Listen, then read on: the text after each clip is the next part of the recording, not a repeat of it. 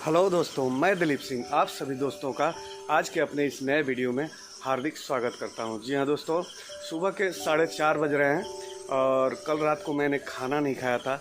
हो सकता है उसकी वजह से आज सुबह काफ़ी जल्दी उठ गया मैं, और जब उठ गया तो मन लगने नहीं लगा, तो अपने कार्यस्थल की ओर निकल पड़ा।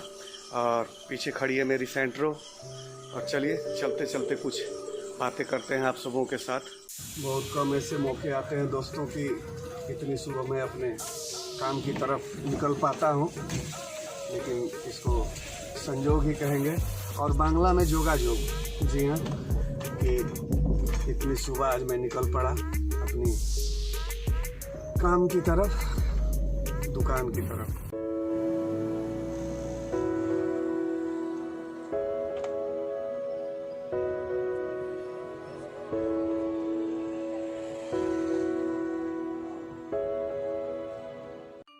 And now this is a new selfie point of my city। जी हाँ, मेरा दिल बोकारो।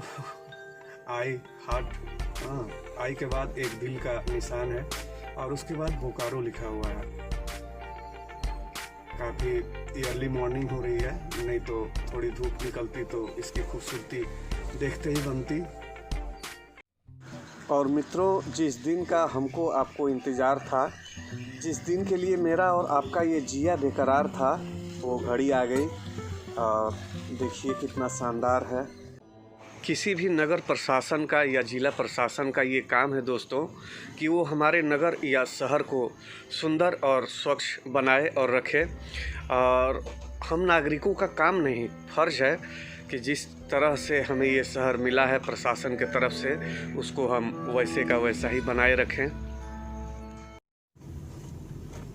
दोस्तों, सुबह की ताज़ी हवा और सुबह की ये शांति, ये ठंडक और शरीर द्वारा किया गया परिश्रम, जी हाँ, ये शानदार एक्सरसाइज टाइम होता है। सुबह का जो वक्त होता है ये बहुत अच्छा समय होता है शरीर को फिटनेस देने का। जी हाँ, ये भी एक तरह का फ्यूल ही है दोस्तों।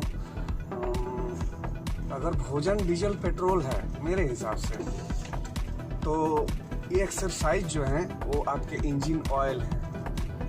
जिस तरह से बिना डीजल पेट्रोल के कोई गाड़ी चल नहीं सकती, उसी तरह हमारा भी ये शरीर बिना भोजन के नहीं चल सकता। परंतु भोजन के साथ साथ इंजन ऑयल भी चाहिए। जी हाँ, अंदरूनी एनर्जी, जैसा कि मैंने अभी आप सबों को बताया, ये जो एक्सरसाइज है, सुबह का व्यायाम जो है, वो हमारा इंजन ऑयल है। उसके बिना ये डीजल पेट्रोल किसी काम के नहीं। जिस तरह से इंजन ऑयल की क्वालिटी बेहतर हो और उसकी मात्रा भी अच्छी हो इंजन के अंदर, तो इंजन की लाइफ बढ़ जाती है। ठीक उसी प्रकार दोस्तों, हमारी भी ये जो है शरीर की संरचना, ये भी भोजन के साथ साथ कुछ एक्स्ट्रा इंजन ऑयल टाइप का खोजती है अपने शरीर को चलाने के लिए, आपको बेहतर रखने के लिए, आपको लंबे समय तक ठीक ठाक रखने के लिए। तो लंबी उम्र का राज, लंबे समय तक चाहते रहने का राज, फुर्ती में, किसी भी एज में फुर्ती में रहने का राज, ये सारे राज जो हैं सिर्फ एक ही चीज़ में छुपे हुए हैं, और वो है मॉर्निंग एक्सरसाइज। जी हाँ, सुबह का व्यायाम काफ़ी ज़रूरी है, और आप करते हैं तो ग्रेट, अच्छी बात है, और नहीं करते हैं तो जितनी जल्दी हो सके इसकी शुरुआत करें। जी हाँ, शुरुआती कई दिन आपको अच्छे फील नहीं होंगे, क्योंकि इंसानी शरीर चीज़ ही ऐसी है, मेहनत करने को इसको जी नहीं करता। लेकिन ये शरीर ये भी जानता है, इंसानी शरीर, कि परिश्रम के अलावा कोई दूसरा रास्ता भी नहीं है। तो दो रास्ते बचते हैं, एक जहां आप एक्सरसाइज ग्राउंड की तरफ जाएं, जिम की तरफ जाएं, या घर में ही कुछ ऐसा करें, और दूसरा डॉक्टर, अस्पताल और कम उम्र, कम एज की हो जाती है। तो आपके और मेरे ऊपर निर्भर करता है कि हम कौन सा रास्ता पसंद करते हैं, कौन सा रास्ता चूज करते हैं। और बातों बातों में हम पहुंच गए कोऑपरेटिव मोड़। यहाँ से लेफ्ट को जाया जाता है कोऑपरेटिव कॉलोनी के अंदर।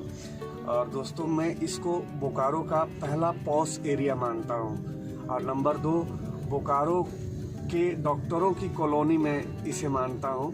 काफ़ी सारे डॉक्टर निवास करते हैं और प्लांट के कुछ खास ठेकेदार और अधिकारी भी इस कॉलोनी के अंदर निवास करते हैं। और काफ़ी सुरक्षित जगह है ये कोऑपरेटिव कॉलोनी। और मेरा मानना है हमारे शहर में जो हवा बहती है वो यहाँ की हवा से अलग है, कोऑपरेटिव कॉलोनी की हवा से। मुझे लगता है कोऑपरेटिव कॉलोनी में लोग, वहाँ का समाज, वहाँ का परिवेश, वो सब कुछ देखते हुए मैं वहाँ के लोगों को चिढ़ाता हूँ। चिढ़ाना कहिए या तारीफ करना कहिए कि भाई आप जो हो सो अलग हवा लेते हो, अलग ऑक्सीजन आपके लिए बनी है और हम लोगों के लिए अलग ऑक्सीजन है। हम जिस ऑक्सीजन में जीते हैं वो काफ़ी भीड़ भरा, धूल भरा और उबाऊ पकाऊ है। और कोऑपरेटिव कॉलोनी वालों का जो जीवन है, उनका जो ऑक्सीजन है वो काफ़ी स्वच्छ है, बिल्कुल वहीं से पैक करके आया हुआ लगता है। और अब आ गया मेरा वर्क प्लेस।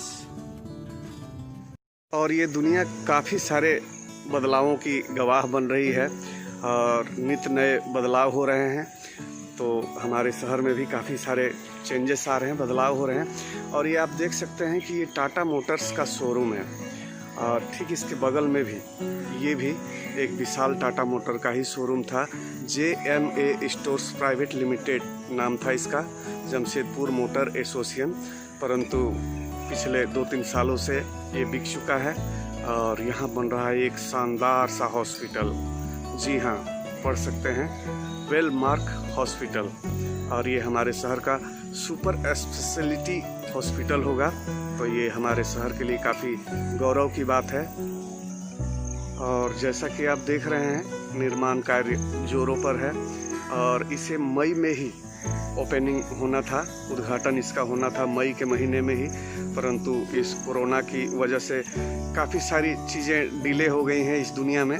तो हमारा ये शानदार सा वेलमार्क हॉस्पिटल भी लेट हुआ है। और दोस्तों, जिस दिन ये अस्पताल पूरी तरह बनकर तैयार हो जाएगा, ये टाटा के बोर्ड हट जाएंगे और काफ़ी विहंगम दृश्य लगेगा। इस तरह के अस्पताल अभी हमारे शहर में नहीं है, इस साइज़ के अस्पताल।